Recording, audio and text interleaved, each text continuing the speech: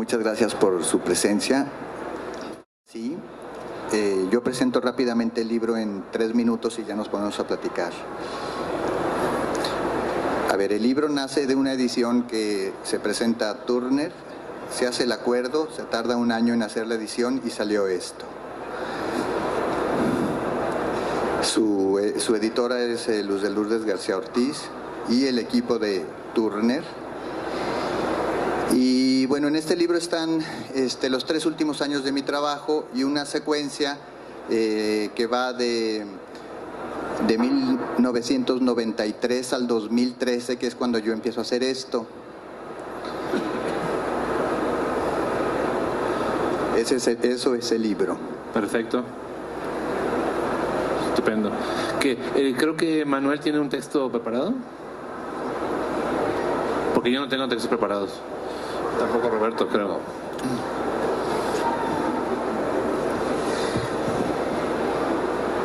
Buenas tardes. Creo que me metieron en el mayor aprieto, pero yo le entro. Voy buscando mis lentes.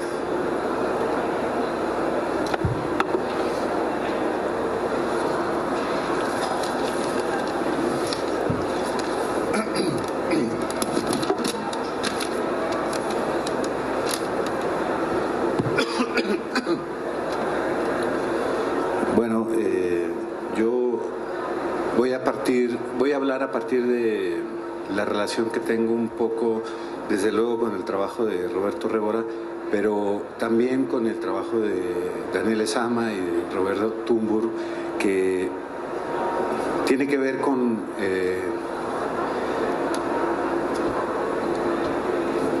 son artistas, son pintores que han de alguna manera formado parte de mi educación pictórica. Yo no soy un pintor que haya estudiado en ninguna escuela, entonces me he guiado bastante por los artistas que me gustan, y en este caso específico me da muchísimo gusto, la verdad es que estén 3 de los que en realidad, honestamente, siempre me han gustado en sus diferentes maneras y formas de expresar su trabajo pictórico. Pero me voy a concentrar en el trabajo de Roberto, y les voy a leer algo que ayer, el libro publicado de Roberto lo tengo ya desde hace bastante tiempo y lo he estado revisando, leyendo, releyendo y muchas cosas, pero hasta ayer que me enfrenté al reto de estar enfrente de ustedes y de ellos también, escribí algo muy breve. La primera vez que compartí espacio con el trabajo de Roberto Révora fue en la exposición constante La Nueva Babilonia en el Museo de Arte de Zapopan en el año 2010. De manera honesta recuerdo que le dije a Guillermo Santamarina, que fue el curador, cómo me gustaba el cuadro que estábamos viendo. Es un chingón, dijo, y se fue. Yo me quedé solo y veía una figura gigante en comparación de las demás. Había mucho movimiento, había un carro quizás. Lo que más me gustaba era el trazo, era como una melodía. Me recordaba las caricaturas en blanco y negro, donde la superposición de los dibujos a veces se nota. Yo pensaba que era como un niño que puede dibujar lo que no conoce. Yo a él no lo conocía personalmente, de hecho tengo muy poco de conocerlo y creo que no hemos hablado por más de 1 hora en total. Sin embargo, nuestro trabajo seguro fue el que se puso de acuerdo en silencio para que yo esté aquí ahora, y su obra ha hablado más en esa conversación que la mía, porque su voz es más profunda y firme y la mía todavía tiembla. Por el contrario, cuando visité su taller, quien ha hablado con él sabe que se siente uno muy a gusto con lo que dice y cómo lo dice, porque lo dice con calma. Platicamos breve, me preguntó sobre cómo empecé a pintar y él tiene mucha pasión cuando habla de pintura. Estuvimos de acuerdo que mucha gente pinta y que no todos son pintores. Me llevé este libro, lo he leído y poco a poco me ha enseñado cosas de la poesía, del arte, de la pintura y de la vida también. Supongo que así son las cosas para quien aprendemos lento, pero también que existan maestros con paciencia, que en este caso son los libros.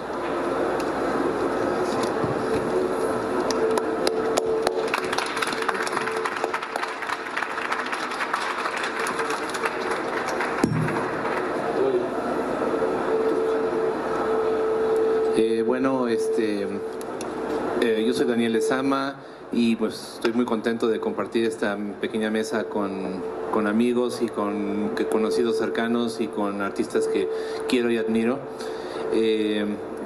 Más que hablar del libro, que siento que, bueno, en cierta forma habla por sí solo, podemos platicar un poco de eso. Me gustaría que esto fuera más a manera de una conversación. Entonces digo, voy a presentar algunos puntos de vista básicos tal vez, para que se platiquen al rato. Quisiera también ver si el público puede hacer algunas preguntas, ¿no? Y que nosotros podamos platicar entre nosotros más que digamos, declarar algo sobre Roberto y su libro, ¿no? O su obra. Entonces, bueno, quiero decir que me impresionó muy gratamente el libro. Me parece que tiene un altísimo nivel de calidad y de impresión. Es un formato pequeño, más contemporáneo que lo habitual, o sea, que digamos no es el coffee table, sino que es un libro para llevarlo en la mano, cosa que me gusta, aunque corre el riesgo, que ya platiqué con Roberto, de que pues algunas imágenes sí se cortan porque están puestas con digamos la costura en medio. Pero bueno, yo creo que ese sacrificio bien vale la pena, ¿no? Creo que el libro es una ojeada fantástica a la obra de Roberto. Nos gustaría verlo más grande, nos gustaría ver las obras en vivo cuando ves esto, pero bueno, creo que el esfuerzo editorial es fantástico. No quiero entrar en mucho detalle, también es una retrospectiva. Creo que el hecho de meter textos desde los años 90 hasta los que se hicieron exprofeso para el texto es muy bueno, pero también es de una lectura larga, ¿no? A mí cuando veo un libro de pintura me gusta que me dominen las imágenes, me gusta más eso que sentir la obligación, digamos, de entender profusamente los puntos de vista de los autores. Me gusta tener la opción un poco de ir para adelante y para atrás en un libro y leer o ver, pero no al mismo tiempo. Eso es una cosa muy personal mía, que a mí no me enajena del libro, sino al contrario. Creo que a pesar de esa diferencia que tengo respecto a la forma de hacer ese libro, me gusta mucho lo que encuentro, ¿no? Me gusta mucho su forma y adelante, ¿no? Ahora, respecto a lo que se habla de Roberto y los puntos de vista, las voces que se conjuntan en ese libro,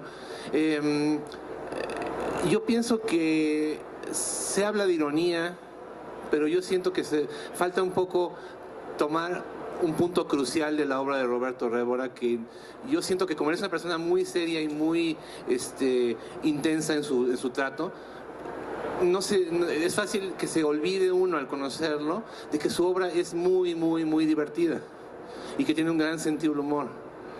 Y que hay una ligereza en sus temas que es fantástica, que me gusta mucho, que como que contrasta muy bien y que funciona muy bien por la seriedad y la formalidad de su tratamiento, ¿no?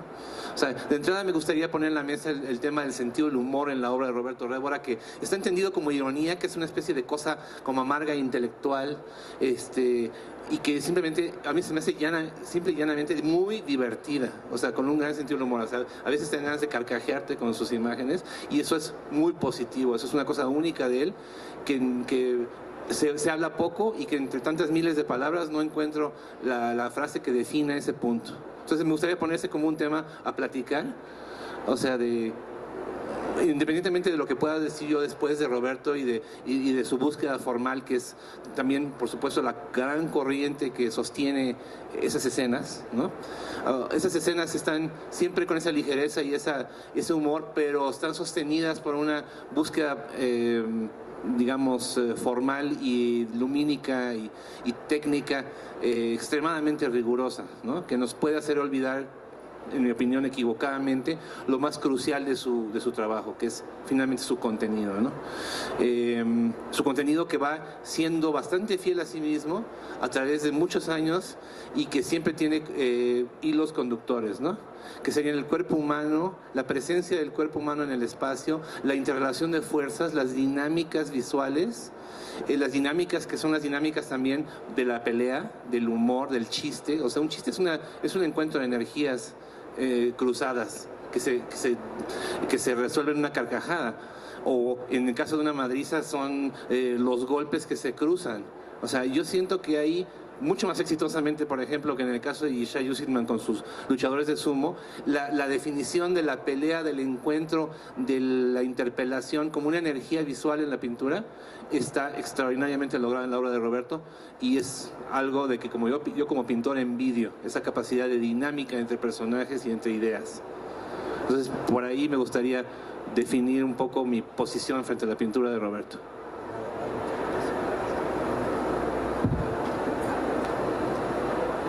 Sí, volviendo un poquito al libro, que pienso igual que Daniel, tiene un formato muy portátil. Lamento también que algunos cuadros grandes vayan a 2 páginas, ¿no? Yo siento que pierde un poquito. A mí me gustaría verlos más grandes, sí. Pero bueno, hoy en la mañana y en estos días últimos, antes de venir, estuve revisando 2 libros anteriores. Ya sé que no estamos aquí para hablar de ellos, pero se trata al final de la obra de Roberto. Y es el último, es el libro, un librito pequeño que le editó Círculo del Arte, que es Conaculta. Un libro pequeñito, más portátil que pasta dura, y el buen libro que se hizo en 2011 en Ditoria, que me parece buenísimo y que se ve que es un libro de autor,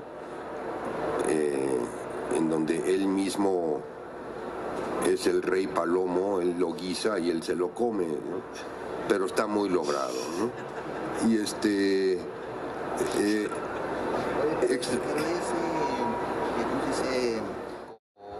libro no tiene autores anónimos. Sí, ya lo sé. Es inmaterial. Y por otro lado también hay como lo explicó muy bien Roberto ahorita, se trata de la nueva pintura de Roberto Révora Y la vieja pintura de Roberto. y una introducción, un repaso de dónde viene lo nuevo. En el repaso de dónde viene lo nuevo, yo extraño algunas pinturas también, alguna serie de pinturas. Yo veo nada más una, las pinturas de los 90s, Pareja se llama, creo que es Pareja el que viene aquí. Nada más hay uno de esa época, que son pinturas, te describe Eduardo Vázquez como narrativo. Ahí yo creo que eres mucho más alegórico en toda esa serie de pinturas, ¿no? El caballo, hay una especie de jaguar también. Sí, pero bueno. A ver, lo que pasa es que este libro parte de un dibujo, exclusivamente un dibujo de mis 18 años, y después ya me monto en donde yo consideré que empezaba a tener voz personal, que son los dibujos eróticos, porque todo lo anterior y a lo largo de toda mi carrera, mi relación con José Clemente Orozco ha sido una relación evidentemente muy agónica, ¿no? Porque yo creo que eso, ¿cómo se llama? Porque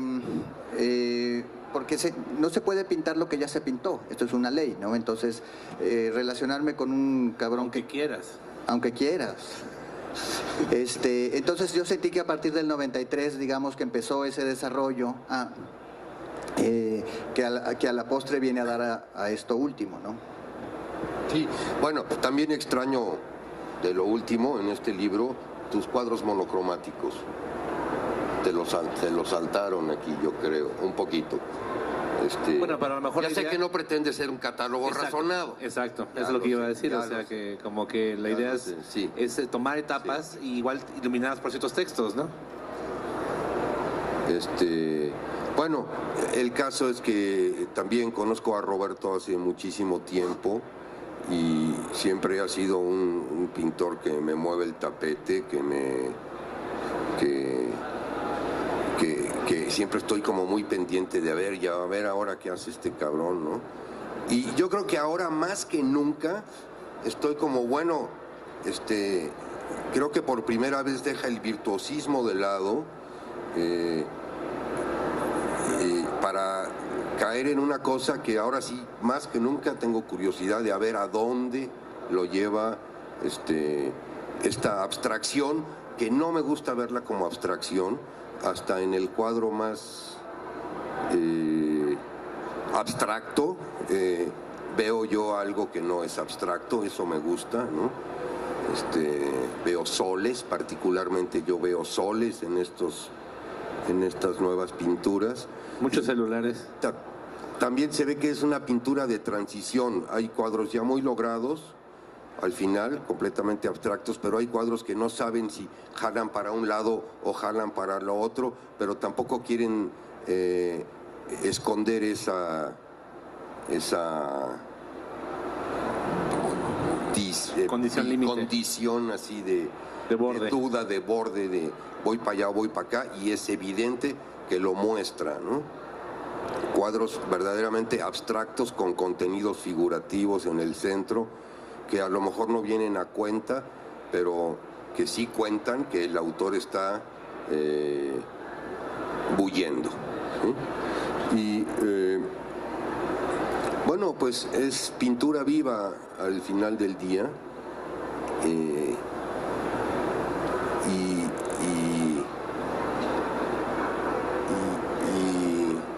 para mí eso es lo más interesante de este libro. Yo creo que es como un parteaguas un poco, ¿no? Y pues ya veremos. Yo quisiera preguntarles cómo se relacionan ustedes con colegas, cuando se agota un poco lo que hacemos y que hay que abrir caudal para volver a sentir el accidente, para encontrar lo que hacemos, ¿no? Es decir, no tengo que explicarlo. ¿Cómo es eso? ¿Es agónico para ustedes? ¿Cómo es? Bueno, en mi caso, no sé, o sea, es como siempre volver a las fuentes y tratar de rascar todavía más adentro donde has rascado. O sea, porque te quedas a un nivel, rascas, encuentras un nivel muy atractivo y te quedas ahí un rato y luego sientes que tienes que rascar más adentro. En el mismo tema, tal vez tus obsesiones, tus pasiones, las visiones que te han acompañado toda tu vida. Simplemente ir rascando adentro de ellas, ¿no? Hace un rato dijiste que no podías repetir la pintura de alguien más, que eso era como un tabú o una regla, ¿no? O sea, yo quisiera pensar que no lo es porque no se me hace posible, o sea, se me hace ilógico pensar que podemos repetir lo que alguien hizo porque somos diferentes. O sea, tenemos que ser unos copistas miserables para poder realmente repetir lo que alguien hizo. Y si tenemos cualquier visión distinta, hagamos lo que hagamos por parecernos a alguien, siempre vamos a hacer lo que es propio. Y ahí se debe acabar la preocupación de la modernidad por ser de vanguardia y ser cutting edge. O sea, definitivamente aquí no para mí sería autenticidad versus originalidad. A mí la originalidad no me interesa la autenticidad. Si tomo de aquí, tomo de allá, tomo de acullá, Así es. perfecto. Estoy de acuerdo.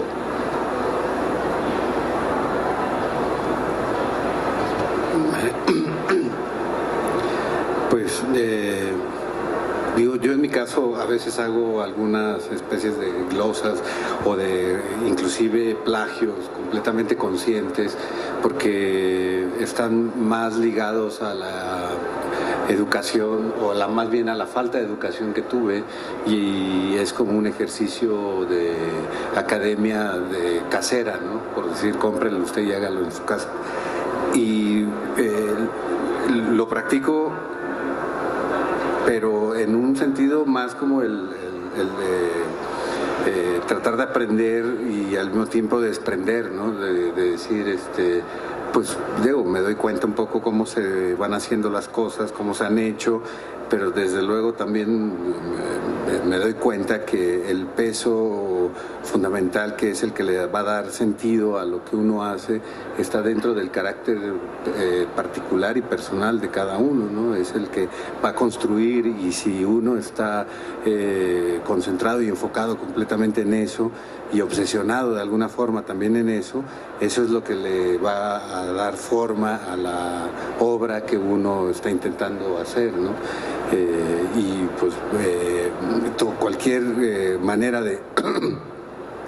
de aproximación que tenga, en mi caso, hacia una digamos, nueva manera, algo que me pueda mantener como sorprendido, y que es un poco como lo que preguntabas, ¿no? O sea, ¿dónde no aburrirme? ¿Hasta qué punto seguir? Pues eres el primer espectador de tu obra, entonces tienes que complacerte a ti, tienes la oportunidad de complacerte a ti mismo. Sí, yo creo que sí, desde luego. O sea, cuando uno ya no empieza a divertirse, cuando uno ya no empieza a ser curioso de lo que uno está haciendo, pues sí, desde luego. Ahí se acaba. Yo, por ejemplo, me imagino, después de estar haciendo estas rayas durante 3 años, que me voy a permitir ser reiterativo en lo que sea, ¿sabes? Es decir, porque yo creo que ahorita, no sabría cómo llevar a mayor agudeza esto, porque exclusivamente llegué a rectas, ¿no? Es decir, ni siquiera circulares, exclusivamente rectas, ¿no?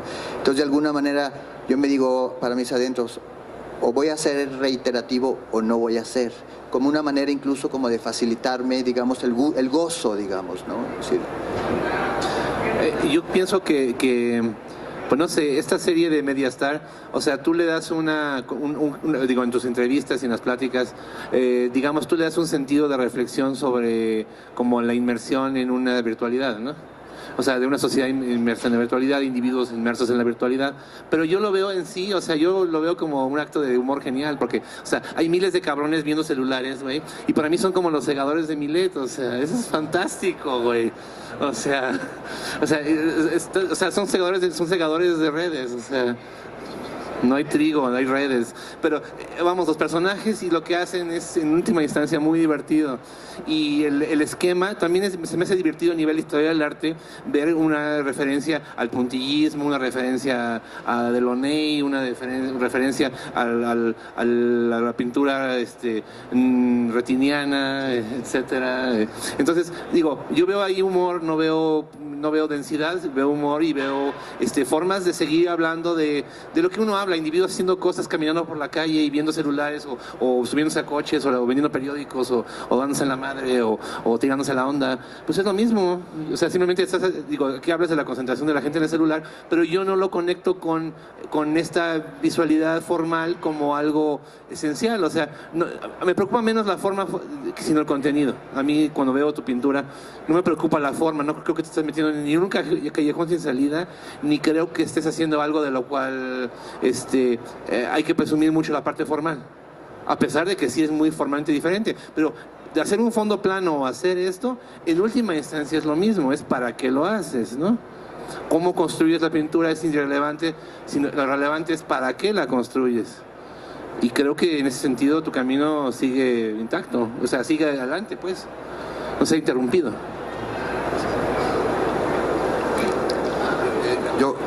Yo veo otra vez en contraposición con la mayoría de tu trabajo, algo, es obvio que estás buscando cosas, y yo veo como un muy sano automatismo. Sí, me gustaría decirlo así.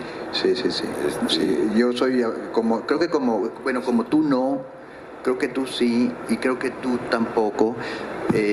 Nosotros no partimos de un esquema, digamos, o de un bosquejo generalizado, sino que armamos el cuadro estrictamente por inspiración, se diría, ¿no? Tú tienes que, digamos, incluso cuadricular, no lo haces, es puro talento, yo lo sé, pero de alguna manera preconcibes una imagen, ¿no? Es decir, cada vez menos en mi caso, ¿eh? Sí. O sea, debo decir que hay un proceso donde es cada vez más directo el trabajo, pero a partir de ese conocimiento que me surgió de la retícula que usé en mis inicios. Pero vamos, o sea, yo considero que lo que yo hago es un esquema donde entran cosas que no sé dónde vienen. Exacto, exacto. Bueno, en mi caso, y me parece que en los nuestros siempre es así. Es decir, yo, ¿cómo se llama? Todo lo que hago es imaginación en el acto, ¿no? Es un esquema de construcción. El único esquema que tuve en esto es la cruz, ¿no? Es decir, en algún lugar tenía que... Y lo que sucedió en este trabajo, a diferencia de todos los anteriores, es que aquí sí se hizo mental el trabajo. Es decir, tenía que decidir qué líneas anaranjadas iban a empezar, de dónde a dónde, para poder saber cómo se cerraban los cuadros. Y eso es lo que a mí me cambió la relación con la pintura, porque yo siempre fui eso, como se había comentado ahorita, ¿no? Completamente vago. Vago. No sé por qué dices eso.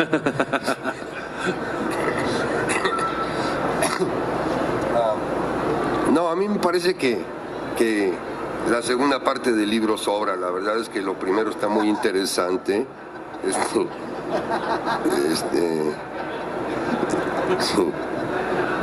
Por ejemplo. Ya empiezan las críticas, ahora sí empiezan los madrazos. ¿Qué quieres decir? Pero cómprenlo. No sé, me remite a Paul Klee, por ejemplo, ¿no? Es que el problema, Roberto, es que tienes demasiada cultura visual. Sí, la verdad. No,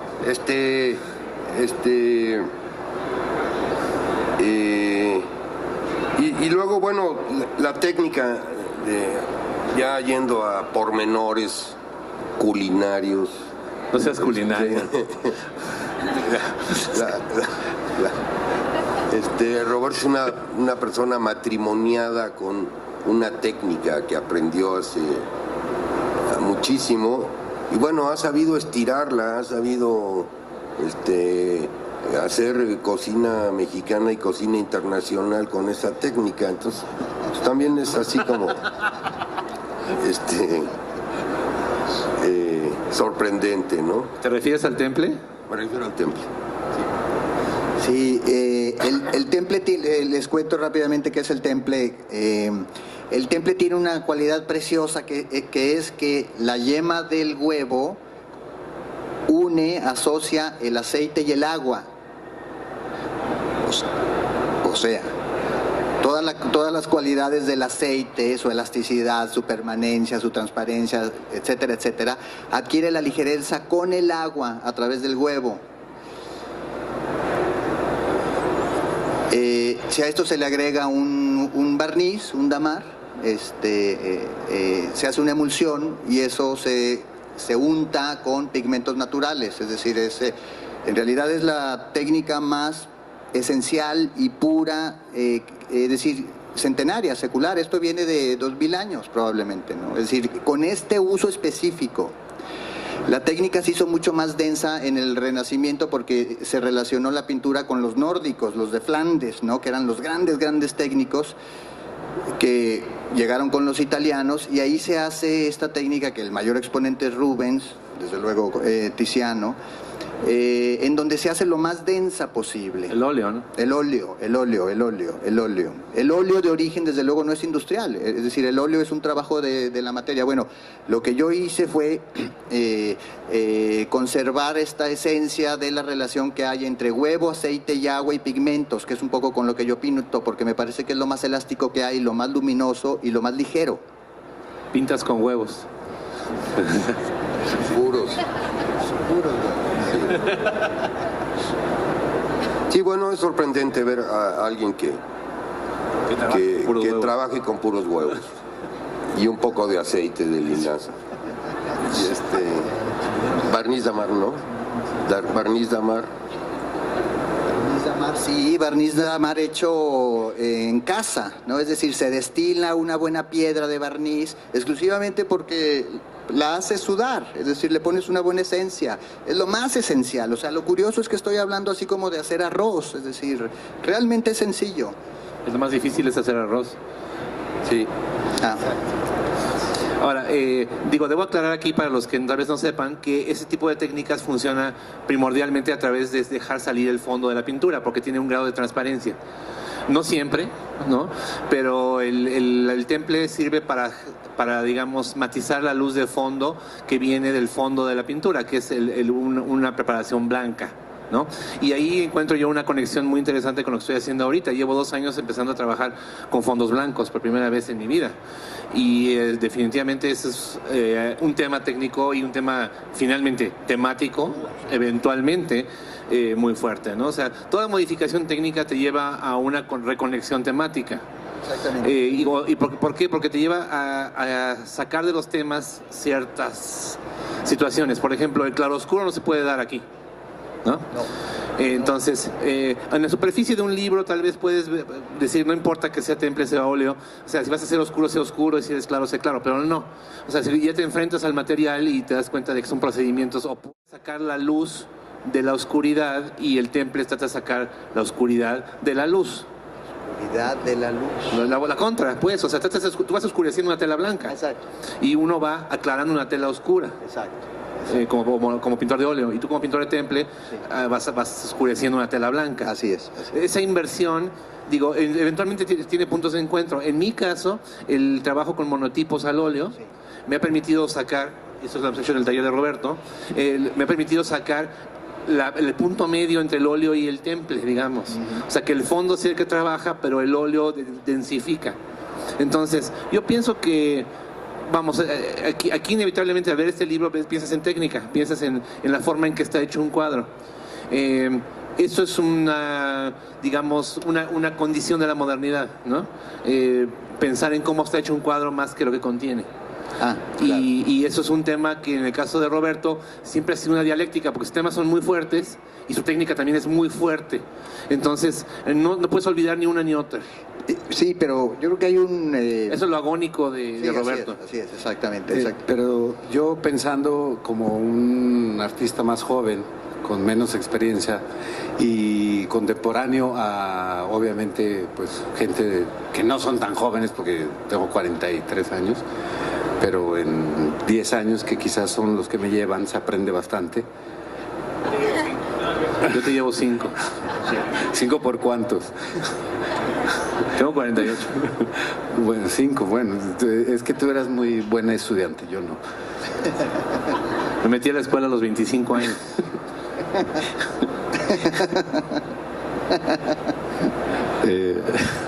Pues sí, era buen estudiante. Sí, eres buen estudiante. Usas lentes. A lo que me refiero es un poco que el trabajo tanto de Révora, sobre todo, que es el que estamos hablando, siento que muchos de los pintores de mi generación o un poco más jóvenes a veces carecen mucho de estas discusiones que se están dando ahorita precisamente y que son, me parece, muy importantes, sobre todo para construir digamos que para aprender a escribir pues tienes que aprender un idioma, ¿no? Y ese idioma es la pintura, y ese idioma hay que conocerlo en todas sus... conocer el lenguaje, ¿no? Para poder... A ver, no solamente es conocerlo, porque conocerlo se implicaría toda tu vida conocerlo y luego cuando tengas 90 años haces un cuadro y te mueres. O sea, no, o sea, tú tienes que intuir lo que a ti te sirve, pero tienes que intuirlo muy intensamente, o sea, tienes que moverte y ver mucho y ver cómo se hizo y cómo se ven las cosas y cómo resultaron las cosas a través de la historia de la pintura para poder aprender rápido y bien, porque la idea es aprender rápido, si no, no vas a producir finalmente un resultado hasta avanzadísima edad, ¿no? O sea, evidentemente no puedes... El problema de la modernidad de los pintores modernos es que nos sentimos eternamente alumnos o eternamente estudiantes, cosa que no es necesariamente criticable, pero que no nos puede definir. O sea, tenemos que ser nosotros mismos desde lo más al principio que se pueda o valimos madre. No, yo estoy de acuerdo. No es una... A lo que voy es de que de verdad es que hay unos que, digo, yo jamás he ido a la escuela y creo que he podido pintar en muy pocos años lo que un chingo de cabrones hubieran tardado hasta 40 años. Perfecto. Pero yo creo que hay inclusive muchos que al contrario pasan como... Se paralizan. Sí, o sea, casi de noche y tú no sabes ni a dónde van, ni qué quieren decir, ni cómo lo quieren contar, ni siquiera se dan cuenta del medio.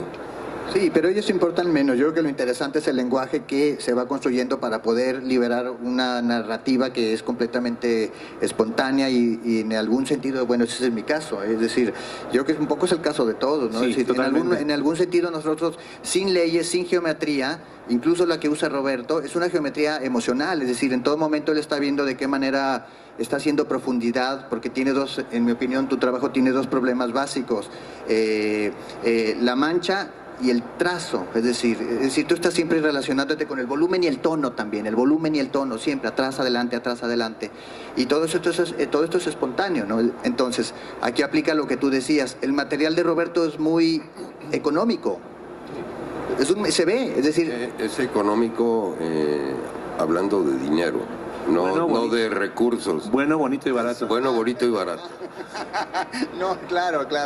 No, me refiero al material que se utiliza, es decir, Roberto está en grado... Más barato que bonito, ¿eh? Roberto está en grado de poner borra que encuentra y hacer una masa gris que tiene peso. Muestrarios de alfombra. O alfombra, las pega ahí, ¿no? Es decir, me refiero por barato a eso. Es decir, a Roberto le vale madre, pero también te encantaría tener un pinche blanco de plomo buenísimo para en un momento dado ponerlo ahí junto con un tapete, ¿no? Sí, claro. Y, bueno, volviendo un poco al libro,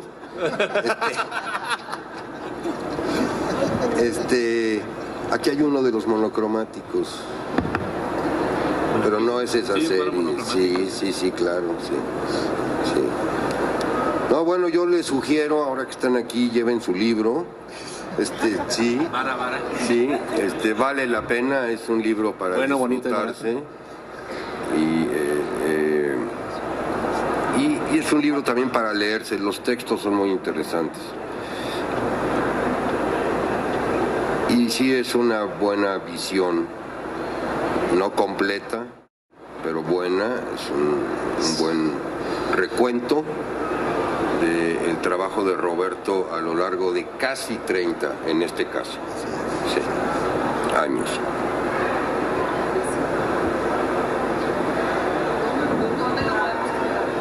Se puede comprar aquí En la entrada. en el Turner, en el puesto de Turner.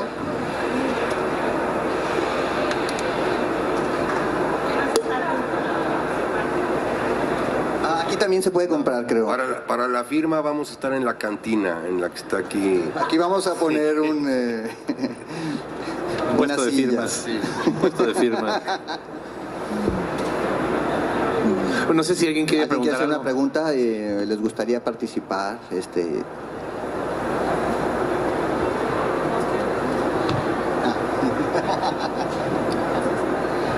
¿Qué sienten estar los cuatro juntos platicando? ¿Lo habían vivido en alguna ocasión?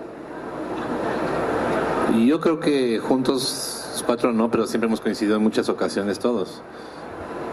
Bueno, yo tengo el gusto hoy de conocerlo a él, entonces, pues, pero nunca habíamos coincidido Roberto, Daniel y yo tampoco. Con Daniel sí he coincidido últimamente, chicoteando chamacos, ¿verdad? Y pues nada, a celebrar. Celebrar, sí, a celebrar. Muchísimas gracias. Muchísimas gracias.